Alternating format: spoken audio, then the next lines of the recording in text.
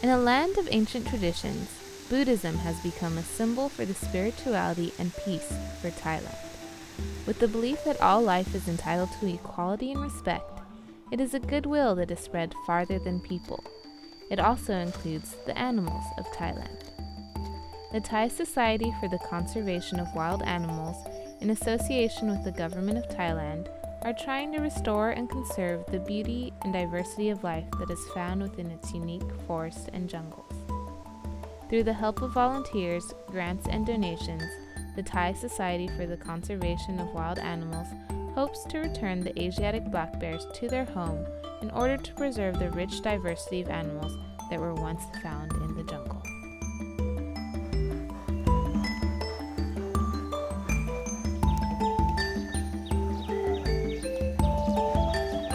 Asiatic black bears are a native species to Asia, found commonly in the southeastern region of the continent. With large long ears and a large white V extending across its chest, this bear has a distinct look than one of its closest relatives, the North American black bear. Having an average lifespan of 30 years in captivity, the Asiatic black bear can grow to weigh as much as 480 pounds. The species is presently classified as critically endangered by the International Union for the Conservation of Nature and Natural Resources. The Asiatic black bear population in Thailand is steadily decreasing. The Thai Society for the Conservation of Wild Animals is trying to stop their disappearance by rehabilitating rescued bears with the hope of releasing them back into the wild. The government of Thailand, as well as various non-governmental organizations, receives captured Asiatic black bears in various ages and conditions. There are a variety of reasons why the bears are captured in the first place.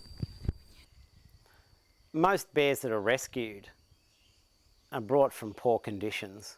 People have them in cages. People have kept them as cubs and then they get rid of them, often to temples. Temples are places of sanctuary. They do not refuse anything. So then bears end up in temples. Nobody in a temple has the background to look after a bear. They keep it for hopefully as short a period of time as possible, contact the authorities or contact us. Most bears we pick up are in cages that they can't even walk in. 2 bears here, Missy and Diva, came from a temple 400 kilometres away from here. They were in cages, they were in bird cages, sitting on their back legs, couldn't move either way. And they'd been in that position for a few months. That's quite common. You bring them here, initially they're in a 3 metre by 3 metre cage, but that's only for a short period of time. Then they're in areas bounded by electric fences, and quite quickly we see their natural behaviour coming back. The Thai government has been protecting its wild animals and natural forests since the 20th century. The Elephant Protection Act of 1921, one of Thailand's earliest environmental protection laws, was designed to protect the wild elephant population, seen by many as one of the country's defining characteristics. Later, laws were created to protect the natural environment of Thailand due to the increase of weapon technologies. The number of wild animals began to rapidly decrease because they were being hunted for many reasons: poaching, meat, ivory, as well as capturing baby wild animals to sell as pets. On December 26, 1960, King Rama IX of Thailand signed a new law into act, the Wildlife Protection Act of 1960.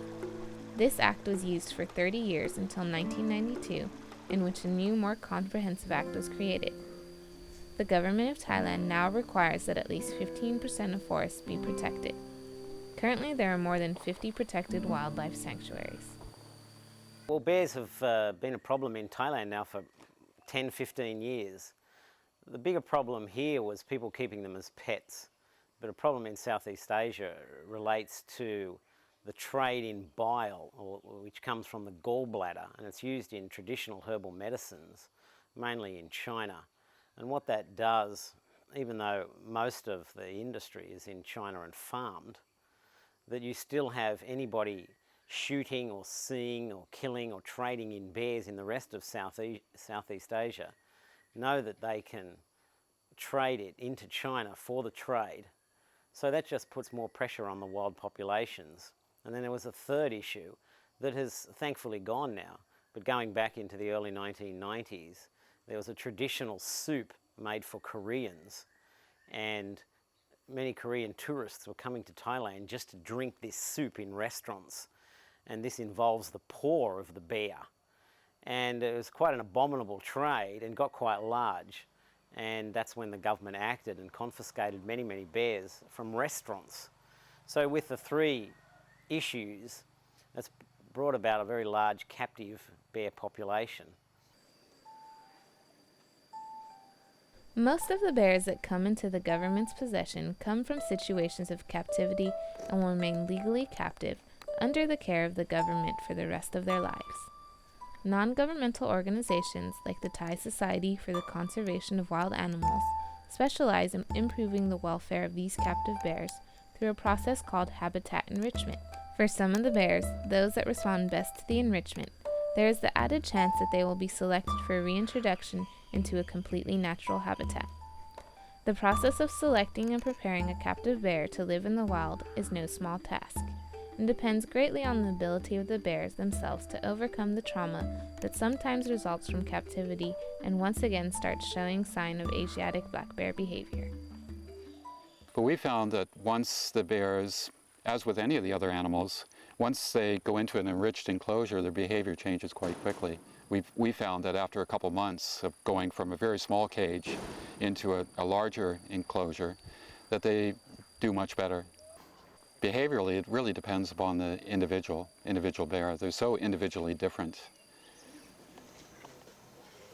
The reintroduction process involves us presenting them with environmental enrichment and habitat enrichment and documenting to see how they deal with that.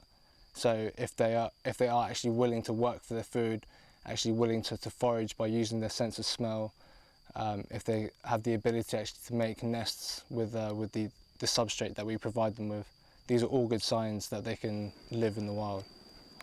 We have this term called environmental enrichment, which can be anything due to like food enrichment, habitat enrichment. So that's my job. I try to make their food a lot more appetizing, make sure they have to work for their food. So what I do is I hide food in bamboo shoots and scatter it all over the cages so they can use their primary sense of smell to hunt out the food, and then actually use force to rip open the bamboo and have the reward of honey and rice and fruit. Or you could like hang up coconuts on the top of the cages, so they have to climb up and use physical force to bring it down, which simulates climbing in the wild and just general foraging behaviour. It just keeps them active and keeps them interested. The environmental enrichment program helps bears to simulate their forgotten natural behavior to the point where they are willing to work for their food and are no longer dependent on specific feeding times. The Society is planning its first release in the Klong Kruwai Wildlife Sanctuary in eastern Thailand near the Cambodian border. Volunteer Richard Palmer is conducting extensive research on the bears, gathering vital information before the reintroduction can take place. The research would just make sure that its forest would provide a viable habitat for the bears to survive.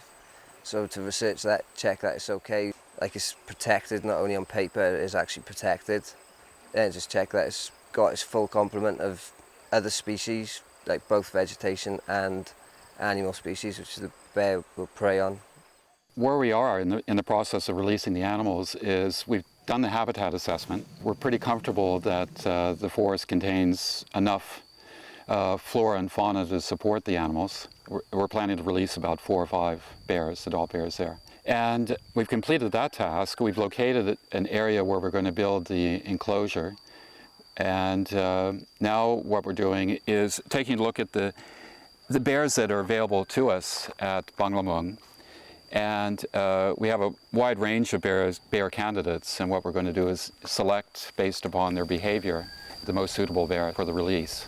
That's about where we are now, and what we have to do next is to build the enclosure and transfer the bears into the enclosure, and that's going to be a very tough task to do, to take a 140-kilo bear some 5 or 6 kilometers into a heavily forested area. Well, what happens is once a bear is released, you need to know whether it survives. Now, this is just not for the bear's own level of welfare itself, but if you haven't done sufficient research, you can't put that information back into the public domain that enables people to use that to further the work. So you need to do work to a professional protocol. So you need to prove that this bear has not only survived, but it's acted like a wild bear. Because just saying I've released the bear is really the start of the project, not the end of the project. The end of the project is being able to follow that bear for at least several months and seeing that it is surviving in some way naturally. But walking after the bear, finding the bear is impossible. You need to use technology. Before you put bears back into the forest, you need to understand what's in the forest. So you need to go through that forest, try to identify what animals are there, how healthy the populations are. That's what field biologists do. So volunteers like Ming and Richard go into the forest, they look for tracks, they look for signs. When they see animal tracks on the ground or they see signs of any animal, they record where it is, and it gets recorded with the GPS, which is a satellite coordinate system, which enables us to plot on a GIS map exactly what we've seen and where it is. Over time, you build up a whole map of the sanctuary. And what that does is then give you a picture of what you've got with what you can work with. Things like infrared camera traps are set in forests. They go off by a light sensor. You put it on a pathway where animals walk along. They walk along in the night time, they cross the light beam, then the picture is taken and you've got a record of what animal is there. Reintroducing captive bears back into the wild is a long process, one that, as Gary Van Zylen indicates, has several steps. It requires accurate research with conclusive evidence and goes beyond finding a site for release. Understanding the bear's behavior is key to knowing whether they will be able to survive in a natural forest. Well, the behaviours that we're looking for in the bears are their natural behaviours, so such as like foraging, climbing, playtime, walking, sleeping. And also they have to exhibit like other natural behaviours such as nest building, which is quite important, especially with Asiatic black bears. All the bears living under the Thai government's protection have had immense contact with humans. This habituation, as it is called, is possibly the biggest hurdle a bear must overcome before even being considered for the reintroduction process. Well, all the bears that we're dealing with at Banglamung are habituated to people. And the only way to avoid that is to get them very young as cubs at 2 or 3 months, say, or even younger, and to raise those cubs in an environment in which they don't implant to a particular individual or people in general. That's not what we have at Banglamung, so what we're dealing with are habituated animals. In addition to its two main goals of increasing the captive animal welfare and maintaining a healthy level of wildlife conservation in Thailand, the Society also fills a very specialized niche in the international research community by conducting studies that will help scientists close up gaps in their knowledge of Asiatic black bears. What has happened in Southeast Asia is historically there is not a lot of research done. There's not a library with which to draw from. There has been research, but most of that research has been done by foreigners coming into Southeast Asia. It's just not a part of the world that has had a large amount of research done. In fact, in Asiatic black bears, outside of Korea and Japan, there isn't anything done at all. Certainly people can tell you about black bear behaviour in North America, but one of the most fundamental things is that those bears hibernate. The bears in Southeast Asia don't hibernate. So you can imagine how many things must be very different. There are two different but constant issues that the Thai society faces. The government of Thailand at present has approximately 150 bears in its possession. Most are not candidates for reintroduction. On one hand, the society works to improve the welfare of the bears that are in captivity, and moves the captured Asiatic black bears into a healthy environment. In contrast, there is also the issue of conservation that is being dealt with through the reintroduction. Ultimately, reintroduction will try to create a larger population of Asiatic black bears in the forest. When it comes to putting wild animals back in the wild, or issues of conservation, worldwide they're governed by IUCN, which is the World Conservation Union, of which most countries in the world are members. They have protocols for putting animals back into the wild, and those protocols are very serious, very scientifically designed. And it's a complicated process, with the top of the list being do not reintroduce an animal, do not put a captive wild animal back into the forest just to improve its level of welfare. The threat is on the wild animal, not on the captive animal. The Thai Society for the Conservation of Wild Animals reminds us that in their line of work, little is more valuable than the health and natural behavior of the wild population. The most important work they can do is fight to protect it. The main factor is that we hope that they will reproduce in the wild to produce a viable population of bears. What we've got at the Banglamung Wildlife Centre is a population of 60, 70 black bears, but we have 10 bears in a separate enclosure that have been there now for 6 or 8 years. These bears have had a fairly good level of welfare, in as much that it's a semi-natural environment, there's trees to climb, they can forage for food. With those 10 bears, we think that they're the best that we've got, or you could say the bears exhibiting the most natural behaviour. Though the concepts of welfare and conservation are kept separate very meticulously by Thai Society scientists, they also remind us that if a bear responds strongly to its enriched habitat, it is one step closer to becoming a candidate for possible release. Achieving positive results in terms of the bears reacquiring their natural behaviors puts the society ever closer to the ultimate goals of developing a successful bear reintroduction program. The work is important because currently the bears in Banglamung are showing signs of like stereotypical behaviour, which is just repetitive behaviour, nodding the head and stuff.